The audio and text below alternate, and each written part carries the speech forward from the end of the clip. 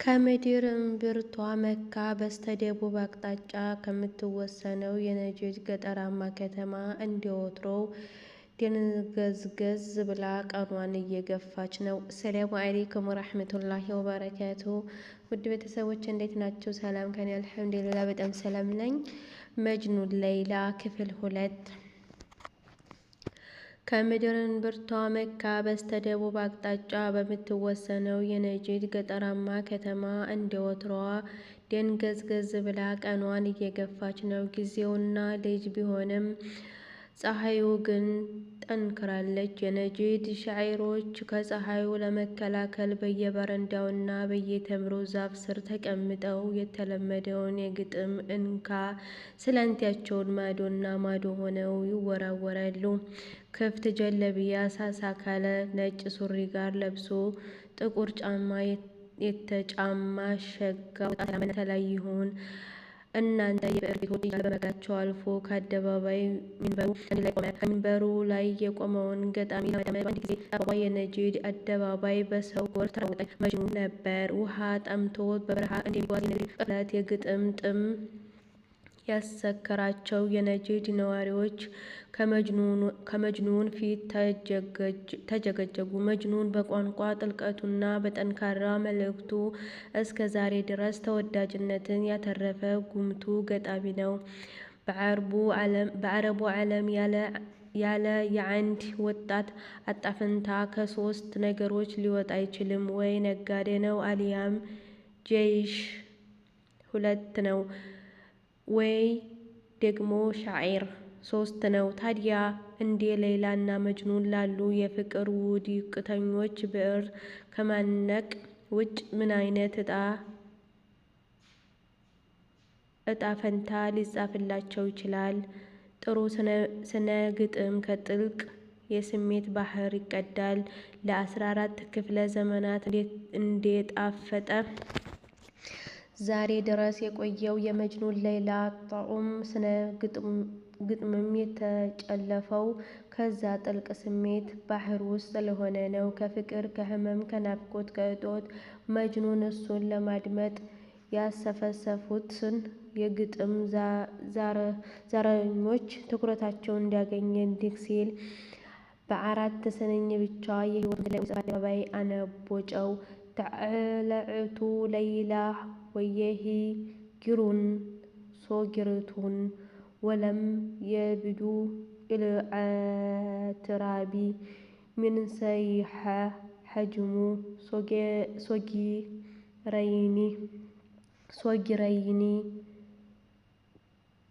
ሶጊረይኒ ነርዐል በሒመያ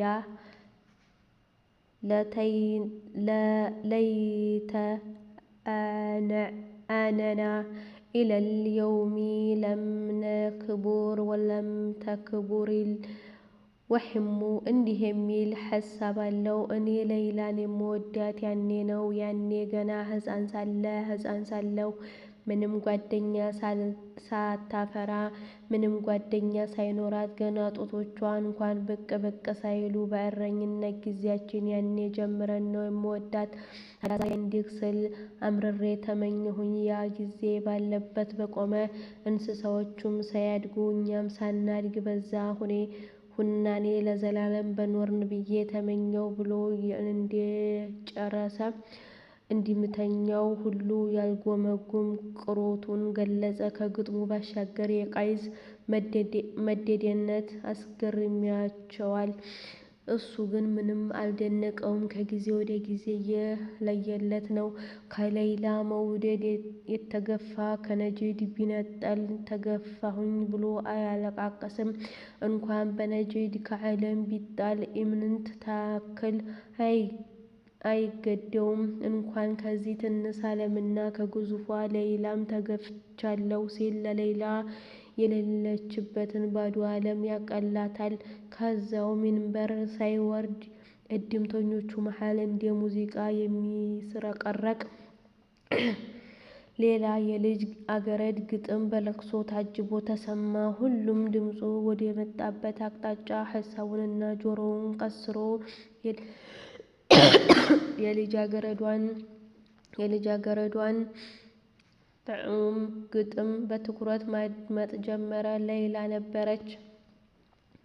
የመጅኑንን የፍቅር ኑዛዜ ስትሰማ አላስችልሽ ብሏት ከቆመችበት ጥጋት ወደ መጅኑን እየተራመደች በጀበሉ ሰውባን የቋጠረችውን የፍቅር ቁጥጥር ፈትታ በአደባባይ ተናዘዘች። ለዘመናት ያረገዘችውን ፍቅር ወለደች።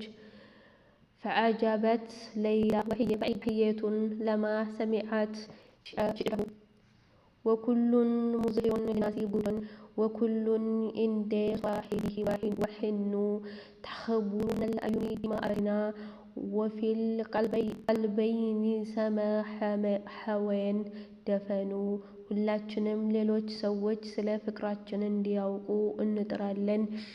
ማወቃቸውን እንፈራለን ወይንም አያስደስተንም፣ ግና በልቦቻቸው ውስጥ ጥሩና ምቹ ቦታ አላቸው። የኔና የአንተ ፍቅር ምንም እንኳ ይፋ ባይወጣም አይኖቻችን ግን ያሳብቃሉ። በውስጣችን እጅግ የጋለ ፍቅር እንደተቀበረ አይኖቻችን ይናገራሉ ስትል ፊቷ በእንባ እየታጠቡ ሽሽጉን መውደዷን ገለጸችለት። የእድምተኛው ሹክሹክታና ጉምጉምታም በርክቶ ተሰማ። በአረባውያን ወግ ከትዳር በፊት ያለ የፍቅር ግንኙነት በፍጹም ውግዝ እና አቅባሎች የሌለው ተግባር ነው። ከጋብቻ በፊት ያለን ወዳጅነት ተቀብለው በፍጹም ለትዳር አያበቁትም። ምድር ተገልብጦ ሰማይ ቢደፋ አይታሰብም። ሌይላም ይህን ፈርታ ነበር እንደ ጀሒም እሳት የሚፋጅ ፍቅሯን በልቧ ውስጥ አዳፍናው የቆየችው። ከእርሱ ጋር ጀነት የሆነን ነገ አልማ ነበር። ከሬት የሚመረውን መሪር ውሳኔ እየመረራት የተጋተችው። መጅኑን ግን የእሷን ሽሽትና ቸልታ ባለመፈለግ ወስዶት ተስፋ ቆርጦ ለእብደት እየዳዳው ነው። ለዛም ነው ውስጡ የሚንተከተከውን ፍቅራዊ ጎመራ በአደባባይ በግጥም ያስተነፈሰው። እሷም የበሰበሰ ዝናብ አይፈራም ብላ የውስጡን እውነት ገለጸችለት። ከሌላ የወጡትን ቃላቶች ሲሰማ ከቆመበት ሚንበር ላይ ጣረሞት እንዳየ ሰው ሰውነቱ ዝሎ እግሩን ብርክርክ እያለ ወርቁን ትክክ ብሎ ተመለከታት። እሷም እንባ በሚያወርዱት በመንታ አይኖቿ ሽቅብ አስተዋለችው። በገሃድ ዓለሙና በሕልሙ መሃል ያለ ጭንብርብር ምስል እያየ መሰለው። በሆነ አንድ ሌሊት ላይ ምናቡ የፈጠረው ክስተት ነገር በዛች ደቂቃ ደስታ፣ ለማመን ፍርሃት፣ ቁጭት፣ ግርምት እየተፈራረቁ አናወዙት።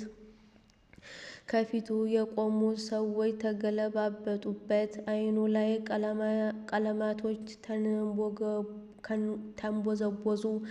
የአይኖቹን ሽፍሽፍት ገርበብ አድርጎ አስለምልሞ ከዲኗቸው ከቆመበት ሚንበር ቁልቁል ተዝለፍልፎ ተፈጠፈጠ።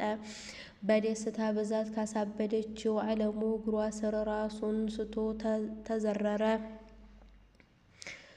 ያ ቀይ መልከኛ ገጹንም የደም ጎርፍ አጨቀየው። አካባቢው በጩኸትና ግርግር ሲናጥ ሌይላ በድንጋጤ ከወደቀበት መሬት ላይ አፋፍሳ እየጮኸች ጭኗ ላይ አስተኛችው። በእጆቿ ደሙን እየጠረገች ስቅስቅ ብላ አለቀሰች። ከመጅኑን ጭንቅላት የሚፈሰው ደም እንደ ዘምዘም ውሃ ያለ ማቋረጥ ፈለቀ። ከከበቡት ሰዎች ውስጥ አንደኛው እጁን ወደ መጅኑን አንገት ሰዶ በደም ዝውውሩ የሞት ሽረቱን ጉዳይ ቼክ አድርጎ ዝም አለ። ሌይላ እንደ እብድ እየጮኸች ምን ሆነ? በሕይወት አለ? ተናገር እንጂ እያለች የጥያቄ መዓት አዥጎደጎደችበት። ክፍል 3 ይቀጥላል።